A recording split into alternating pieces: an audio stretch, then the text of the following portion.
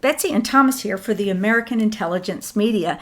Thomas, I went through the YouTubes and got some comments and questions that I want to ask you. Now, before I get started, I thought it'd be interesting just to let the audience out there know a little bit about us, and maybe every time we do our audios, we can let them know why we do this, who we are, what's our background. And so I want to tell a little story about how when I first met you several years ago, and when you started to speak, I was immediately impressed with the warmth that came from you. I mean, when you speak, it just comes from your heart chakra and it just enters into you like you're just giving me and passing all this incredible knowledge. But I was also just breathless. I couldn't believe how smart you were. I've never met anyone so smart, but not in a way that was so highfalutin that it was not interesting or I couldn't understand it. You had a way of taking these very complex ideas and putting them in your heart forces and sharing them that was so amazing. Now, as our audience will find out about Betsy, is I am an entrepreneur. I have been an entrepreneur since I was a little girl. And even though Thomas and I are both retired now from long teaching careers, I said, the entrepreneur in me said, how in the world can I bottle up all this that is inside Thomas and share it with everybody I knew? Well, that was in the days before YouTube came around, but now with YouTube and this opportunity to speak to each one of you, I just hope that you can enjoy Thomas when he speaks as much as I do. Now, my role here is different than Thomas's. See, my role is to beat the shit out of him so he'll stay on track and get your questions answered. You see, it's not easy working with a savant, so one of us is smarter than the other, and I think you know who. Okay, Thomas, now they know a little bit about you. Oh, I'm glad we're on radio. They can't see me blushing. That's right. Now, the question that I want to first get started with is there was an audio that you did, and apparently you said in there a statement that Assad created ISIS and Al Qaeda. And when I saw it once, I said, no, I don't think he said that. But several people commented that you said that, and they asked for clarification. So let's spend a moment and get that clarified. Well, Betsy, I don't know where to start after that lovely introduction you gave, singing my praises. I just hope I get to meet that person that you're talking about. I did say exactly what the readers have claimed that I said. I said pretty clearly that Bashar al-Assad helped create Al Qaeda and ISIS, and I'll explain again why that's true. And well, you have to also talk about the CIA's involvement, because that did pop up a lot. People seem to think it's just the CIA that did this. Well, yes. When the Russians were just about ready to take Afghanistan because of the pipeline that needed to be guarded, these pipelines, oil coming out of Russia, very, very crucial, very crucial. That's why so many of the wars have happened. So they were trying to protect the Afghanistan. Of course, now is the home of the CIA heroin, the poppy fields, where basically they're just protecting the poppy fields because that pipeline has become defunct and no longer necessary. So what happened was we saw it as an opportunity to see if we could stop the Soviet Union coming into Afghanistan. So the CIA went in, and the CIA created Al Qaeda. Al Qaeda means the list in one translation of the phrase. Basically, it means CIA trained. We sent CIA in under Donald Rumsfeld. He was very proud. There are videos you can see of him in Afghanistan. Let's remember that Osama bin Laden was his good buddy, just like Saddam Hussein was his good buddy. There's pictures of him with his arms around both of them in separate pictures. So you have to remember that the CIA and the Department of Defense were using Afghanistan as just an experiment to see just how far they could go to give resistance to Russia, giving Russia a hard time, and caring nothing for the Afghani people whatsoever, zero. There's lots of emeralds, and there's trillions of dollars worth of rare earth minerals and minerals in Afghanistan that have yet to be tapped. We, at one point, paid in weapons for the emeralds coming out of Afghanistan. That was one of the ways that the Taliban, as well as later the Al Qaeda, was able to fund buying the weapons. So when Al Qaeda was started in Afghanistan, of course, then it was George Bush Jr. who said that it was Al Qaeda, and basically pointing at Osama bin Laden, who was a CIA operative at the time, and said that it was Al Qaeda who attacked the World Trade Center. Of course, we know that now anyone who's done any study knows that's complete nonsense. Why would they name Al Qaeda? Because they needed an enemy. And it's very hard for Americans to understand the factions involved in Islam. If you don't understand the death war of Sunnis against Shiites and Shiites against Sunnis, you can't possibly understand what's going on in the Middle East. And if you don't understand who the Wahhabis are, the Wahhabi faith, or the Salafin, or all the different Muslim factions, for instance, Bashir al-Assad is a faction that is which is neither Sunni nor Shiite. And so that's the reason they always thought he was a moderate. But he wasn't a moderate. His father was one of the most ruthless of all of the terrorists. Syria was the home of terrorism, let's remember. But we also need to put it in perspective that it used to be operated by Saudi Arabia. But it was parceled up after World War II into the domains that basically did not take into consideration who's a Turk, who's an Iraqi, who's a Persian, who's a Sunni, who's a Shiite. And so it's a mixed bag of nonsense. So you can see that the generally very strong Shiite nation of Iran and the very strong led Sunni nation of Iraq, we tried to keep them in balance, fighting against each other for the longest time. And that is the reason that we actually took Saddam Hussein out of a prison and under CIA cover brought him into Iraq so that he could lead the Sunni factions that would then be on the American side so that we can keep the U.S. petrodollar going. So it is imperative to understand the history here. If you don't know who the Syrians are or why they're important to the Middle East, you can't possibly understand what I'm trying to explain. Al Qaeda was, of course, funded through Saudi Arabia, wasn't it? Because Osama bin Laden's uncle was the king of Saudi Arabia. We know that, they were basically directly funding it along with the CIA. But don't forget that the Mossad is always involved in these things also, especially if it's to attack Shiites because they support Hamas and Hezbollah. And these factions are the factions who are the strongest against Israel and threatening to annihilate Israel. So, in Syria, when we claimed that Al Qaeda attacked America, and as I recently said, and I always like to say again and again, Osama bin Laden came out and he said, "Oh, I wish I had done that. I want to salute the people who did that, who attacked the Twin Towers, but I didn't do it. I wish I did it." He didn't do it. But then we have, 5 different Osama bin Ladens and 5 different tapes with 5 different voices saying otherwise for years later when Osama bin Laden was long dead from his kidney disease. He had his kidney disorder and had to be on a kidney dialysis machine long before he ever left. Okay, my darling, come in from the weeds Afghanistan. and let's get back on our focus. So, Al Qaeda,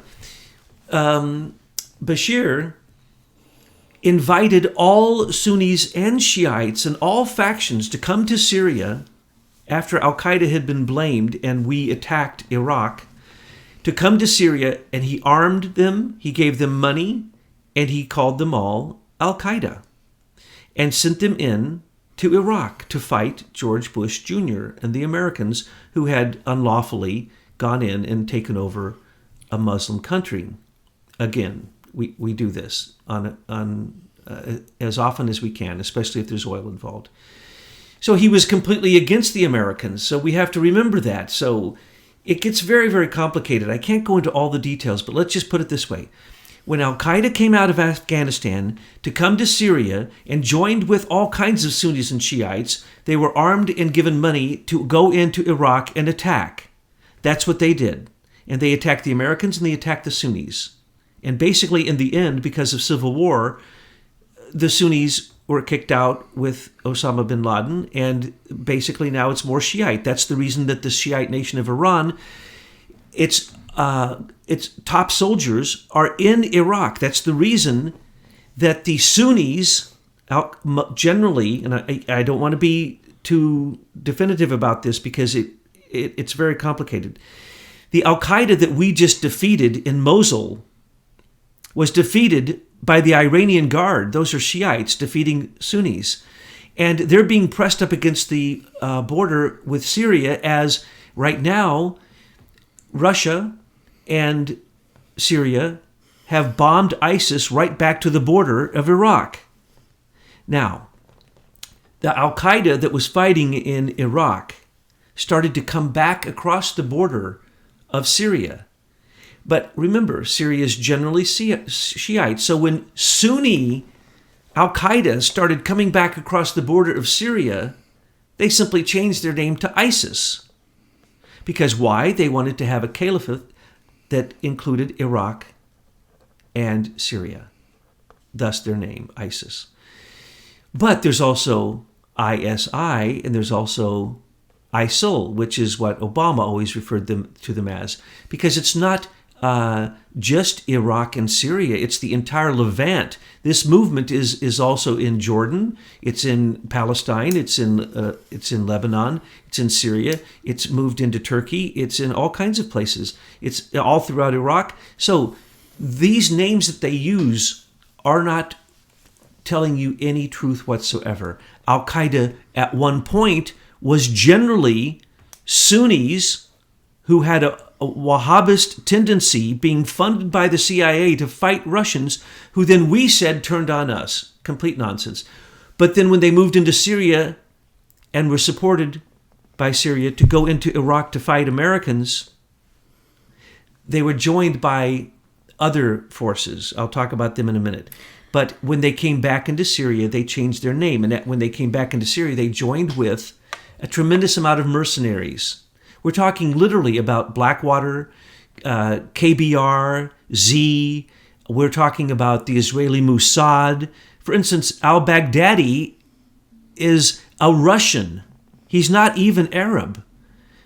He speaks Arabic, but the head of ISIS is highly likely a Mossad agent who came through Russia. Many of the Russians came into the Russian Jews came into Israel and joined the Mossad because they already spoke Arabic, because sections of Russia speak Arabic. So the Arab-speaking aspects of much of the Mossad are soldiers who came out, actually KBG coming out of Russia, and all the intelligence agencies come out of Russia. So when you talk about ISIS right now, this is who ISIS is. ISIS has ISIL, ISIS, ISI, as well as then there are what's called the moderate rebels. Then there's the Kurdish rebels. Then there's the Turkish Front.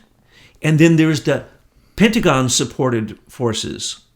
Now the Pentagon supports both the moderate rebels and some other rebels who they say are a little bit stronger, like al-Nusra. But nobody knows who's who now, because a lot of them are mercenaries. They came in from all other countries. Syria asked for this mess, basically, is what I was trying to say before. So when I said that Syria helped create ISIS, helped create Al-Qaeda and ISIS, it doesn't mean that they weren't working with the CIA at the time. But remember, there's different factions of the CIA. Oh my gosh, Thomas, this is just like a big bowl pit of snakes. But this is what you need to understand to know why Trump bombed Syria. Why did he bomb Assad? Why did he bomb? Everyone says why? Because he did what he promised. He bombed ISIS. ISIS was created by Syria. You couldn't drop a bomb except onto the Russian base in Syria. You couldn't drop a bomb in Syria that didn't land on some ISIS, okay? Because why? Last year, $11.5 billion went to Bashar al-Assad. Half of it came secretly through Qatar, Saudi Arabia, the UEA, and a few other countries, okay? Secretly. And then the other group, the other half of that money came directly out of the European Union because they said, oh, if you're going to be at war, we're going to pay you to make up for the money that you lost in the oil pipelines that are being disrupted by this war. First off, those oil pipelines were actually disrupted by him. He wants them disrupted. He gets all of this extra money, $11.5 billion last year in money given directly to him because his country is at war. Let's remember, and I told this story, and I'm sure no one checked into this, but the who used to be the High Commissioner for Refugees for the United Nations is now the head of the United Nations, Antonio Guterres. He went to Assad and said, well, Assad said, we need help. I have displaced refugees in my country because of these battles going on, because of ISIS and Al Qaeda are fighting me in my own country. And he's basically saying, and I helped create them. Why would they be fighting me? I need your help. And the head the head of the UN said to him at the time, I could give you $900,000, but you would have to have X number of refugees cross the border into Turkey. So Assad bombed one of the closest cities to Turkey. He bombed his own people, and he got $900 million from the United Nations. And then how much did the Catholic Church get for their refugee portion of all of this? They got their cut too. By head. So every one of them. Really yes. What's happening is it's just this huge human farming thing that's going on. All these institutions that have gotten so big, nefarious, and evil are actually feeding on human beings literally, where they're slaves, where they're organs and tissues, where they're labor, where they're debt. We're just being farmed like animals. And we're being played because remember that Assad's father they had attempted to overthrow Syria again and again and again. Israel, Saudi Arabia, America, everybody. We tried to overthrow Syria. I'll explain why in just a second. But what did he do? What did his father do? He learned every trick there was. He's the best person producing CIA narratives out there, probably in that area of the world. He even went into Lebanon, and the crimes of his father and his crimes, Assad's crimes, are as long as your arm, but nobody wants to talk about them. Why? Because they've seen the Hollywood-produced CIA narratives about him that make him sound like he's an angel. When you're done watching these beautiful, beautiful propaganda pieces on him, you think he's an angel. And when you hear him speak, he says all the right stuff to make it sound like he's innocent. He is a mass murderer. Okay? And anyone who says otherwise has not looked at history. It's hard for people to know what to believe then. If we're getting propaganda over here and fake news over here, how is a person supposed to find out this truth, Thomas? The challenge of our time is called discernment. Look at it like a video game if you play video games. Look at it like a game of chess if you play chess. Or, some kind of, this is a game. And the game is, do you believe it or don't you believe it? I think there was a show on television like that. That's what we're always trying to do. If you want to develop your consciousness and your wit, you have to be able to discern truth from a lie. And in today's age, it's so carefully crafted. But you have to know certain basic things. So you have to read, if you really want the big perspective and you want to be positive and hopeful like we are, you need to have things put in perspective through the American intelligence reports that we put out. We just put out another one on Comey. You need to understand, don't be discouraged. Yes, so when we talk about Syria producing Al Qaeda, they didn't produce Al Qaeda. They helped enhance it and engender it, and they basically then became squeezed between Al Qaeda and ISIS on its own border, and that's what's happened right now. As a matter of fact, there are pictures, I love these pictures, of the American forces in old Hueys flying ISIS Baghdadi himself, they say, out of Mosul because we were just about ready to completely drive ISIS and Al Qaeda out of Mosul. Where did they fly him to? Into Syria. and that's the reality. The reality is you're squeezing all of these forces, and it's a great thing. It's a wonderful thing. It hasn't turned into a Yemen. If you look at Yemen, it's separated into like 8 sections now, and it's going to be in civil war, basically. Perhaps it hasn't been claimed as such, but it is as much civil war as is going on in Syria, as was going on in Iraq. And we would like to have go on, or at least CIA and the rogue CIA would love to have civil war in Iran also. But we're not going to have that because Obama made sure to give them all the money that they're going to need for a long time to come, because they've now discovered liquid gas, along with Qatar, out in the Persian Gulf between them. So coming back to Al Qaeda and ISIS in Syria, I'm sorry to have to say, yes, it's complicated, but yes, ISIS has been paid for by America.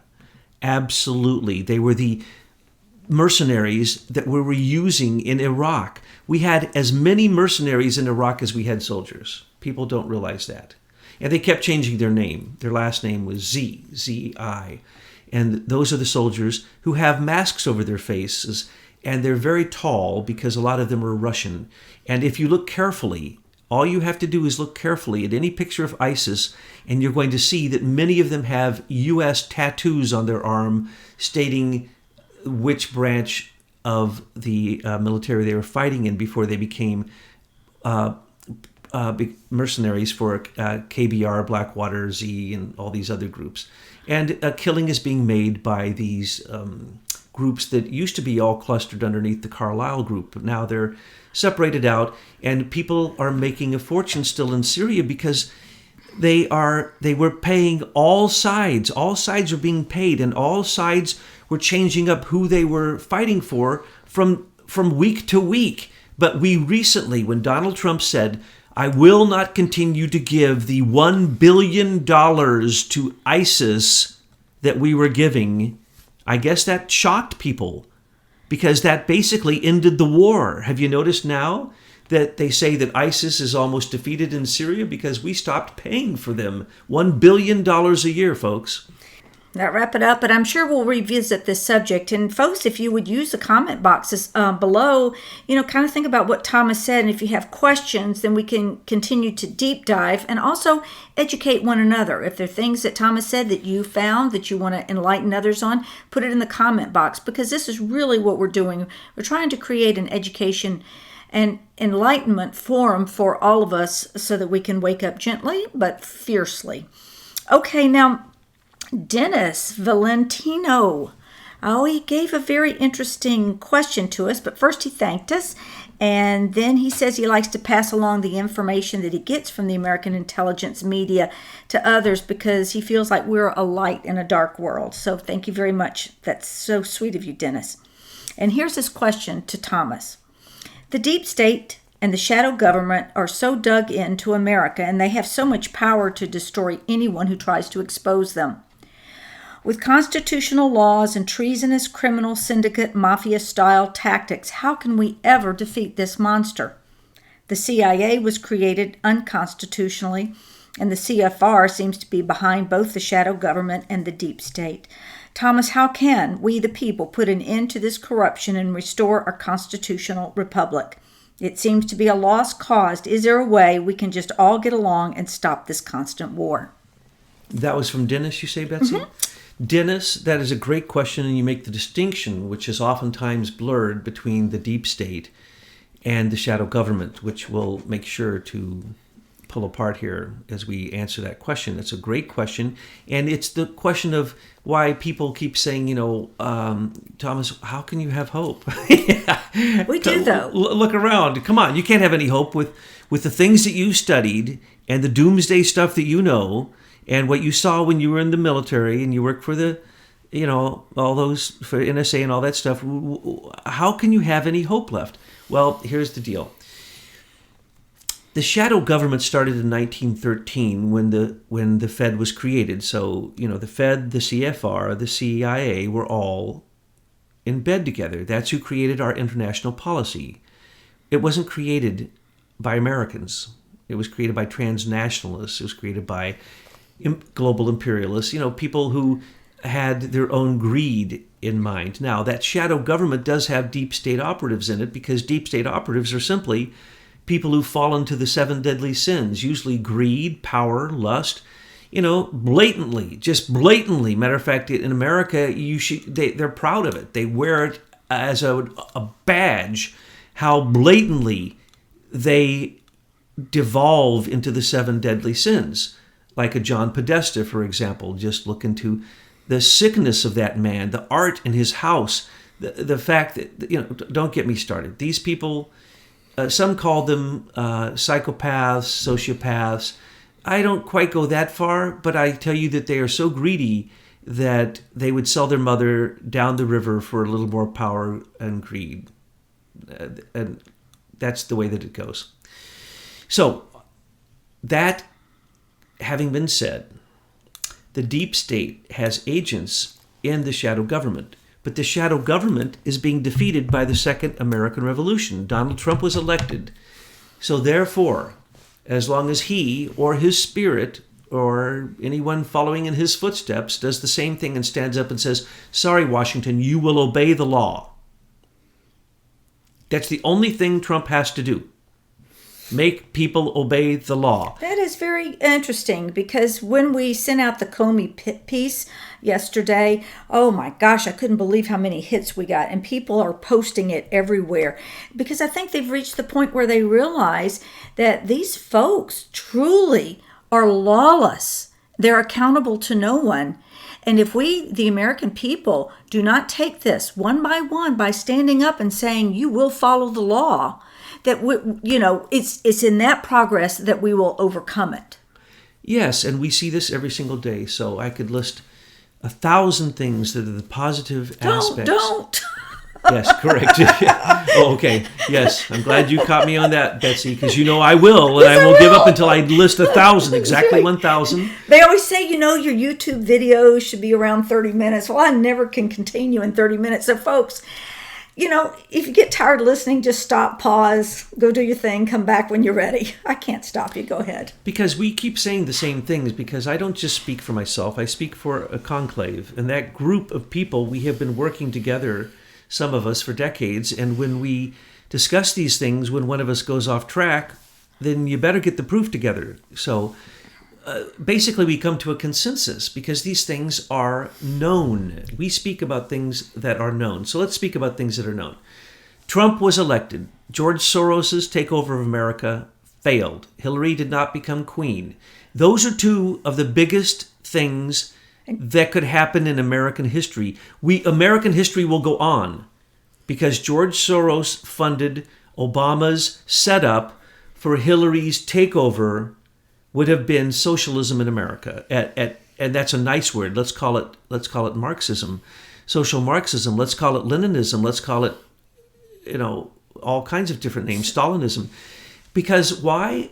Capitalism was going to fail. And as it failed, it would have then, in fact, no longer been America. So because those things occurred and progress towards moving towards evil, which really where we were going, stopped, we now have a chance, an opportunity to wake up our fellow patriots and begin to undo what has been done to us since 1913. And I know we can go back centuries to see where the root of this is, and eventually with enough YouTube time we will. But people can't expect that it's just going to be done overnight.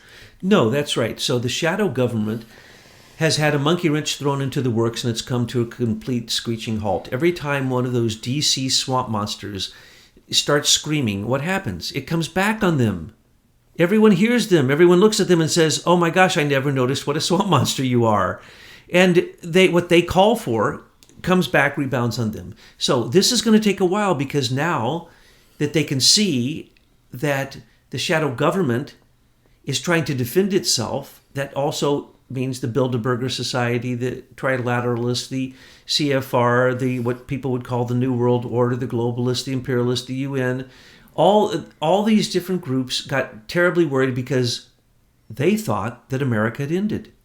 Because not only in 1913 was just the beginning step of when we started the central bank and the Federal Reserve, but then immediately thereafter, because of Woodrow Wilson and the fantastic evil that he perpetrated upon this country, we started the League of Nations, which became the United Nations, which has basically become the boss of America. And we really need to get rid of the United Nations. Well, that's what happened. Trump said, sorry, I'm only going to fund it to half. Yeah, but I don't know that anything's been enacted. He said it, but has anything been done about that? Well, Agenda 21, all the things that Obama went ahead and acted on, treaties that he signed, the Small Arms Treaty, the Strong Cities Initiative, all these things that Obama signed, which were illegal, are now being diffused because, remember, people don't understand this. There were 28 executive orders already that Trump has gone in and reversed. He can't even tell us about some of them because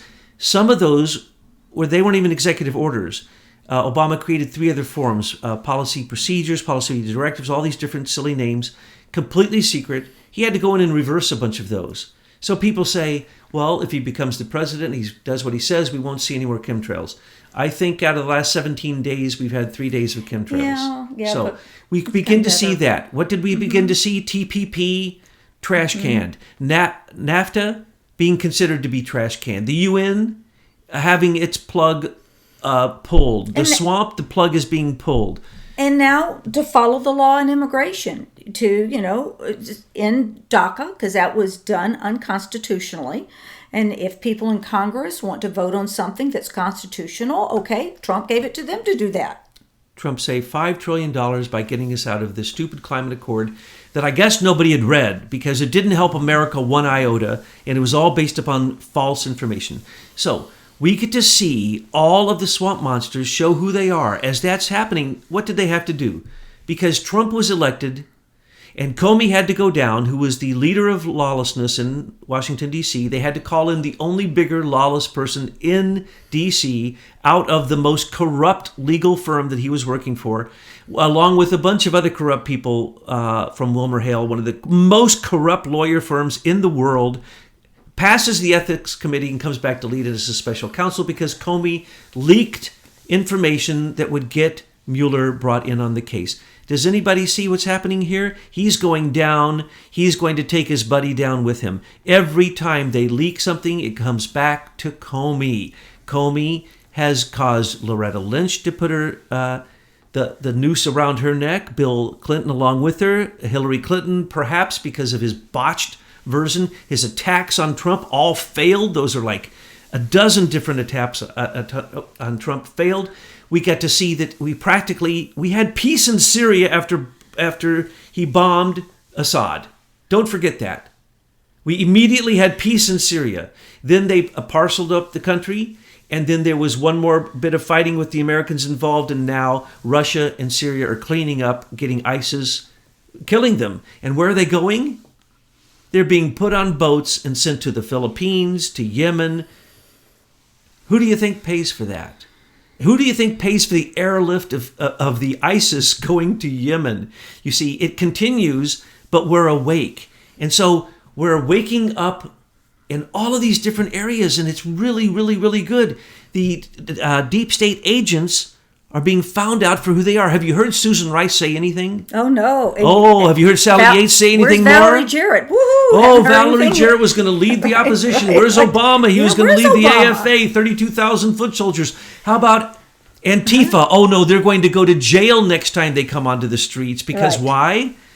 Take the KKK to jail if they come onto the streets with masks and with weapons, and take Black Lives Matter and take Antifa and take anyone you want. If they come to riot, they have to go to jail. Because we see them for who they are. They are paid by Soros's NGOs to disrupt America. Exactly. And Soros is being interrupted. He's being investigated. His plans in Ukraine have not gone the way he wanted. In Kazakhstan, in Turkmenistan, in Azerbaijan.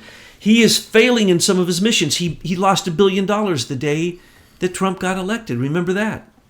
So, Dennis, I hope that somewhat brought you hope. I'm going to ask you, Thomas, to go a little bit more before we end into more maybe about this being the consciousness age and what we're all struggling with here and how it helps us in human evolution.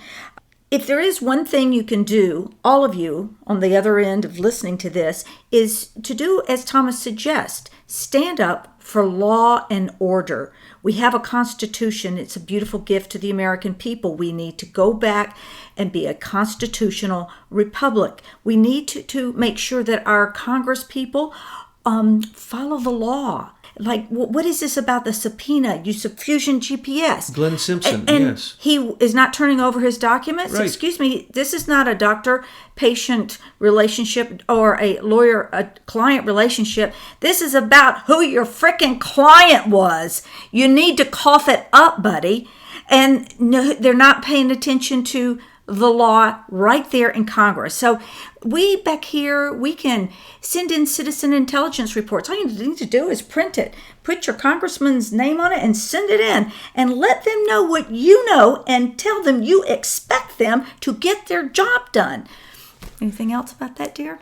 Well, they weaponize propaganda, and the MSN, let's remember, people aren't going to Hollywood movies anymore because they know they're a bunch of political idiots, and nobody knew that until Trump got elected, and now they get to find that out. They don't want anything to do with him. They don't want anything to do with cable or regular news. Matter of fact, they're losing people all the time. Breitbart gets more hits than them. Trump gets more hits on his tweets than they get.